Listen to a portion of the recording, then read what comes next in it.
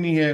15 तारीख को पोलिंग हो रही है और मीडिया इशू बनाता है, तो अब मीडिया पे शिकायत होती है मीडिया को, तो उसका उसका जवाब मैं क्या दे पाऊंगा, बोलिए।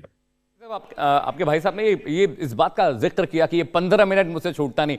वहां पर तो कोई मीडिया था नहीं। वहां पर तो वो भाषण दे रहे थे। नहीं नहीं, सुनिए सुनिए, जी। आप देखिए, आप लोग पूरी पिक्चर दिखाइए, पूरा बैकग्राउंड बताइए। मीडिया के लोग उनसे वही सवाल करते हैं 15 मिनट का। चाहे आप ही के, हमारे मीडिया के दोस्त से, वो आदमी बंबई से निकल कर प्लेन से उतरता है, एयरपोर्ट पे पहुंचता है, फिर वही सवाल हो जाता है। हम्म। तो फिर इसका क्या करेंगे? इसका तो इलाज मेरे पास नहीं, इसका तो इलाज आपके पास होना चाहिए। वसी साहब, एक तो बहुत बहुत मुबारक है आपको। महाराष्ट्र के बीएमसी चुनावों में जिस तरह की परफॉर्मेंस आपकी रही है, 56 से 125 आप पहुंचे। बीजेपी के बाद दूसरी सबसे बड़ी पार्टी है, और जिस तरह की परफॉर्मेंस आपने दी है, इस बात का इम्कान और एक्सपेक्टेशन किसी को नहीं था। इस जीत पर आप क्या कहेंगे, सबसे पहले तो मैं जानना चाहता हूं। नहीं, हम शुक्रगुजार हैं रब्बे कायनात के, और शुक्रगुजार हैं अवाम के। उन्होंने हम पर भरोसा किया, हम पे एतमाद किया, और हमारे इतनी बड़ी तादाद में और उम्मीदवारों को कामयाब किया। हमको बाज़ जगह पर हमारे उम्मीदवार कामयाब नहीं हुए, उसकी भी हमको तकलीफ है। मिसाल के तौर पर अहमदनगर में हमारे भाई समद खां कामयाब नहीं हुए, नांदेड़ में कई बड़े हमारे जिम्मेदार उम्मीदवार कामयाब नहीं हुए। तो ये जाहिर है हमारी कहीं ना कहीं कुछ कमजोरी होगी, हम उसको दूर करेंगे। मगर क्रेडिट जाता है हमारे अध्यक्ष इम्तियाज जलील साहब को, मुफ्ती इस्माइल साहब को, यूसुफ पुंजानी साहब को, और ऐसे कई सैकड़ों हमारे अरकान हैं।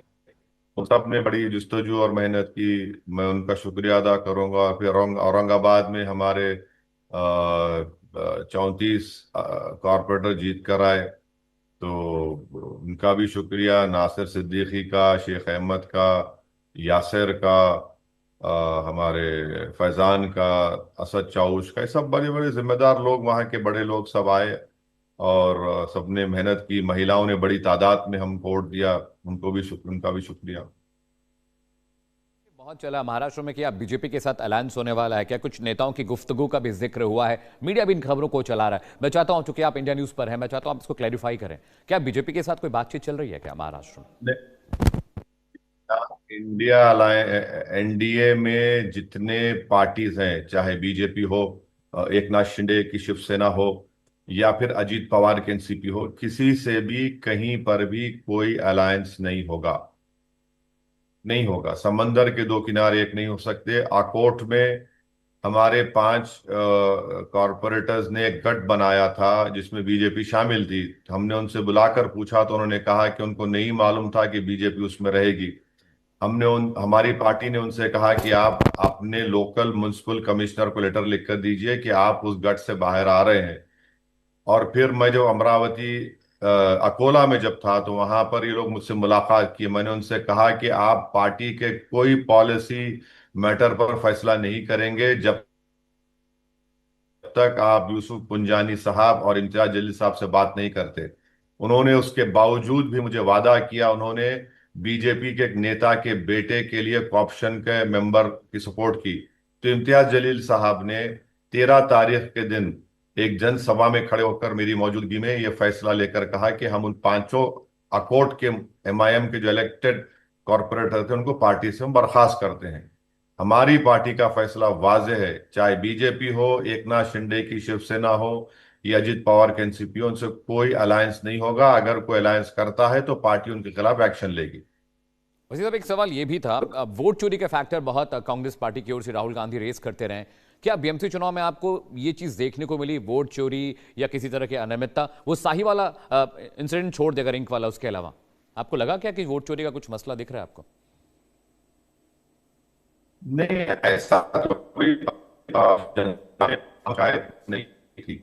अगर होती तो टीवी चैनल्स पर उसको जरूर दिखाया जाता है। लोग टीवी चैनल नहीं भी दिखाए तो सोशल मीडिया पर लोग जाकर बोलते कि इस पर्टिकुलर बूथ में, इस पर्टिकुलर प्रभाग में बड़ी तादाद में वोट काटे गए। हम्म। हाँ, कहीं पर किसी के नाम नहीं आए, वो तो शिकायत थी। मगर बड़ी तादाद में नाम काटे गए। और तो वो तो शिकायत हमको नहीं मिली। एक और मसला था ओवैसी साहब कि ईवीएम की टैंपरिंग को लेकर बहुत इशू रहता है, लेकिन आप इस बात से इत्तेफाक नहीं रखते। आपको लगता है कि ईवीएम में टैंपरिंग नहीं हो सकती है, ये आप मानते हैं? देखिए, मैं तो कोई टेक्निकल बैकग्राउंड का आदमी नहीं हूं, और जिसको उस बारे में एक्सपर्टीज होगा जी।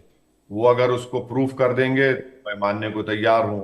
मेरा मानना यह है कि नरेंद्र मोदी और आरएसएस ने देश की जनता के दिमाग में एक कम्युनलिज्म का और मुसलमानों पर शक का जो चिप डाला है, उसको कैसे निकाला जाना चाहिए उस पर गौर करके काम करने की जरूरत है। एक चीज और ओवैसी साहब, महाराष्ट्र के बीएमसी चुनाव में देखने को मिली, बीजेपी पर अमूमन इस तरह का आरोप लगता रहा कि वो पोलराइज करने की कोशिश करते हैं, लेकिन आपकी पार्टी की तरफ से ये बात कही गई कि बुरके वाली मेयर होनी चाहिए। बुरके वाली मेयर का जिक्र बार बार चुनावों के दौरान आया है। तो